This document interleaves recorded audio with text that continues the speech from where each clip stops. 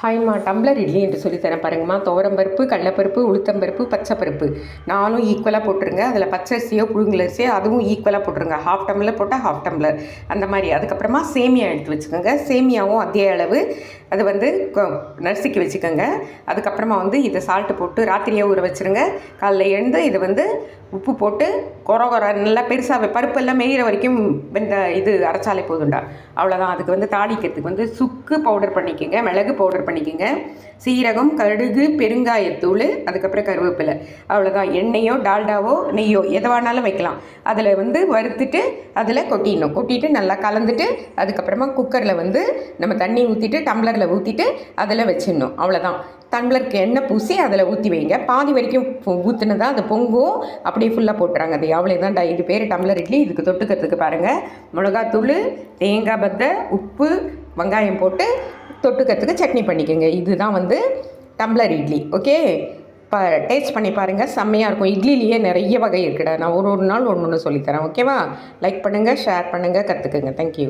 ஹாய்மா, அதை பாருங்கடா ருச்சி. இதோ இந்த மாதிரி தாளிச்சிட்டேன் பாருங்கள் எல்லாத்தையும். அதுக்கப்புறமா வந்து இதை பாருங்கள், இந்த மாதிரி குறன்ட்டு இதை பாருங்கள் ஆட்டிட்டு வந்துட்டேன். நம்ம இட்லிக்கு எவ்வளோ வந்து இது பண்ணுவோமே, நம்ம ஊற்றுவோம் இல்லையா, அந்த அளவுக்கு தான் அந்த மாவு வந்து தண்ணியாக இருக்கணும். ஓகேவா? இதை பாருங்கள், அதுலேயே சேமியா வந்து நுணுக்கி போட்டாச்சு. இப்போது இதை வந்து இந்த தாளிச்சதை எடுத்து இதில் கொட்டிடுறோம். ஓகேவா? இதை கொட்டிட்டு அவ்வளோதான். இதை கலந்து வச்சுருங்க. வைக்கிறதுக்கு முன்னாடி ஒரு ½ அன் ஹவர் முன்னாடி இந்த சேமியாவை போட்டு தாளித்து மூடி வச்சுருங்க. ஏன்னா அந்த சேமியா வந்து அதில் போயிட்டு இது ஆகணும் இல்லையா, கொஞ்சம் அது கெட்டியாக இருக்கு இல்லையா, அந்த மாவுக்கு அது கரெக்டாக இருக்கும். ஒரு ½ அன் ஹவர் மட்டும். அதுக்கப்புறமா நீங்கள் குக்கரில் இட்லியை ஊற்றி வைக்கணும். ஓகேவா? என்ன டம்ளர் இட்லிடா. ஓகே ஆய்மா, பார்த்தீங்களாடா, இந்த குக்கரில் தண்ணி விட்டாச்சு. தண்ணி வச்சுட்டு அதுக்கப்புறமா வந்து அந்த டம்ளர்லங்க நெய்யை பூசிட்டு இது பாருங்கள், இந்த மாதிரி பாதியாக ஊற்றி வைக்கணும். ஃபுல்லாக ஊற்றி வச்சோன்னா அது பொங்கிடும். நம்ம ஒரே ஈக்குவலாக வந்து சின்ன டம்ளர்ஸ் எடுத்தோன்னா நம்மளுக்கு வந்து இந்த மாதிரி ஊற்றி வச்சிடணும். கரெக்டாக விசில் வைக்கக்கூடாதுடா.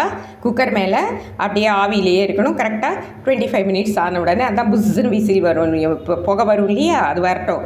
20 மினிட்ஸ், அட்லீஸ்ட் 20 மினிட்ஸ் வச்சுட்டு இப்போ திருப்பி நம்ம இன்னொரு வாட்டி வைக்கணும்னா திருப்பி நம்ம அந்த மாதிரி ஊற்றி வச்சுக்கலாம். ஓகேவா? இதுதான் டம்ளர் இட்லி. இது வெந்ததுக்கப்புறமா திருப்பியும் வீடியோ போடுறேன் பாருங்கம்மா. இந்த மாதிரி வச்சுட்டு அதுக்கு மேலே மூடி வச்சுருங்க. ஏன்னா அந்த ஆவி தண்ணி எல்லாம் அதில் வந்து அந்த இட்லி மேலெல்லாம் விழுந்துடும்.